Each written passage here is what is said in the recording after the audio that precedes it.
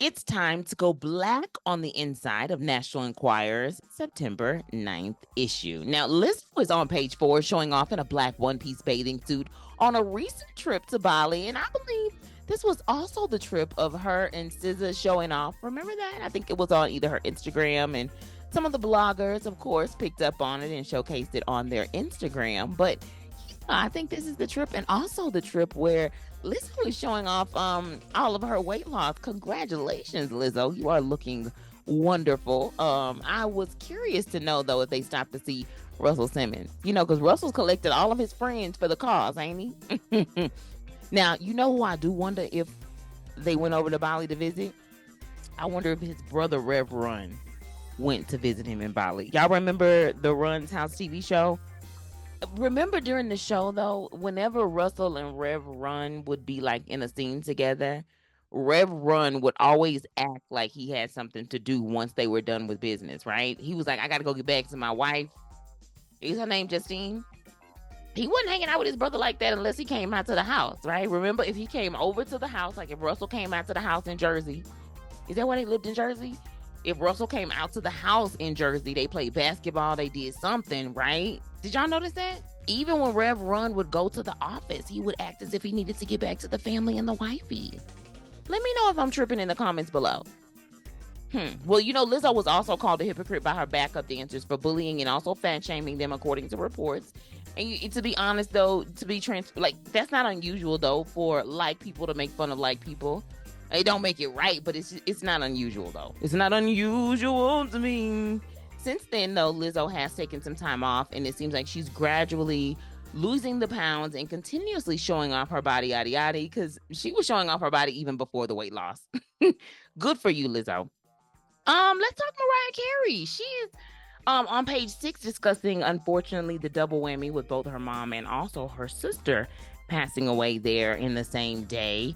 On page 7, TLC talks about the cancellation of the TLC tour due to sickness. But it wasn't because of sickle cell. If you don't know, when it comes to the trio, now duo, TLC, T-Boz, which is the lead singer, she was diagnosed with sickle cell years ago, right? And so typically whenever there's a cancellation for a show and whatnot, and somebody reports that she's not feeling well, which I don't know how often that happens, but they report that she's not feeling well, I think they assume that it's something that's related to her sickle cell, but it actually was not. And so she actually went on to the Breakfast Club and she talked about the cancellation, and it was not due to sickle cell, but due to abdominal blockage. And I think it was particularly around her C-section that she had as well.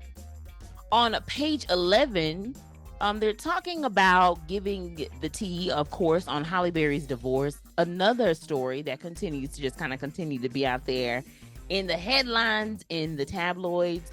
On page 8, they share that the cremated ashes of O.J. Simpson has been embedded in jewelry and given to his 4 children. Okay. Okay. All right. Then, yep, that's what I just said. That's what they said in the Enquirer. Okay, Greg Mathis. Let's just go ahead and move forward, Sean, because I don't even got that much to say about that. Judge Greg Mathis, he, y'all, he's in the process of getting a divorce. And although his wife did file, we know that TMZ caught up with him when he was at the airport. And in the airport, he at first gave the whole, oh yeah, I'm good. Then he's like, no, I'm not good. It's the worst day of my life. Trying to basically save my marriage. He talked about the fact that him and his wife were still living together. I talked about that in a previous episode. But it's always good to recap a little bit. Now, they say that his wife, Linda, has been planning her exit, y'all, for some time. But next year, imagine this, y'all. They would have celebrated or will be celebrating because nothing is final yet. And when you got the ring, right, you really do hold the power. Side chicks, remember that. Side chicks, remember that. I'm not saying that there's no side chick involved with this. In fact, it really sounds more like, even if it is a side chick or has been in the past, because the truth is when TMZ asked him that question, instead of him directly answering it, what he stated was, when you are gone away as long as I am from home, it does leave room for speculation. So he did not quite say no, but of course he didn't say yes. So we really honestly do not know the answer to that question. But next year would mark their 40th year of marriage. And that's a long time, y'all. To be with somebody and to be married to somebody and then, to not be with them anymore. But if I said this before and I'll say it again, you remember billionaire Sheila Johnson, she was married to Bob Johnson over at BET. And we saw, if you read her book is called, I think it's Through the Fire. Let me just go ahead and look it up right now while I have y'all on the line. While I have you here, I'm just going to go ahead and look it up. But I would advise you to check it out. It's called Walk Through Fire is the name of the book. But yeah, she talks about how she was basically being mistreated in her marriage. And so I want to say that if anybody is being mistreated and you feel like, baby, you have had enough and you are fed up, don't let nobody try to tell you to stay in something that you don't want to be in. So I do want to be clear about that. I think from the outside looking in, it always looks like, oh my goodness, if y'all work it out, that'd be great. That'd be good and wonderful. But we don't know, again, what this woman is putting up with behind closed doors. I also don't have the longevity to truly give too much of an opinion. I've never been married to somebody for this length of time at all, not even close. While I have been in something long term, I just don't feel like I'm skilled enough necessarily to truly say, right? But as an outsider, right, who does not necessarily have all of the experience in order to give any advice, I would say it always looks good when people can work it out. But you got people on the opposite side who knows more of that, the psychology, and maybe she don't need to be in this anymore. And it would be best for her to separate what we gotta do. In fact, you can always start off by that. He's talking about y'all still living in the same house, girl. Move out for a little bit. I'm not here to give any advice, but I will say that somebody who has walked through fire is Sheila Johnson, and she has a great book, and you can always check that out. On page 20, speaking of Russell Simmons, talked about him a little bit earlier here. He's pictured in a yoga pose, basically, with the caption, Simmons dodges our charges in Bali hideout. Now, people are saying that Russell is not just over in Bali doing yoga stuff. They're saying that he's basically on the run. I don't care if you want to run, as long as I'm next to you. I think I'm gonna cut that part out. So if you remember in a documentary, it's called On the Record. It dives basically into allegations from basically decades ago, allegations, by several women. And while Russell has basically denied the claims of any wrongdoing and also any claims that he's hiding, many believe that is a lie and that he is hiding out over in Bali in order to avoid facing these charges. Now, Russell has always continued to say that anything that's happened, it was something that was related to, I think, consensual, or saying that denying any of these things.